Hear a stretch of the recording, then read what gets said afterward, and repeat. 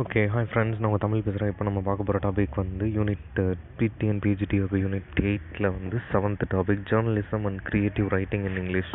இந்த journalism and creative writing in English வந்து production forms, social media, fake news, propaganda compared with fake news, history, early modern news, அப்புறம் வந்து new modern news and the journalism.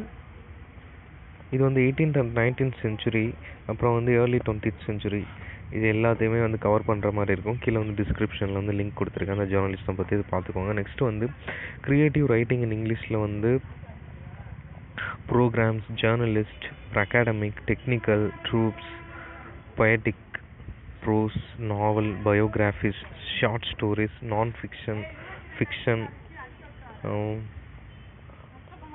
அப்புறம் இதெல்லாமே வந்து சேர்ந்து அந்த கிரியேட் ரைட்டிங், அதுவும் வந்து தனியாக கீழே லிங்க்கில் வந்து டிஸ்கிரிப்ஷனில் கொடுத்துருக்கேன்.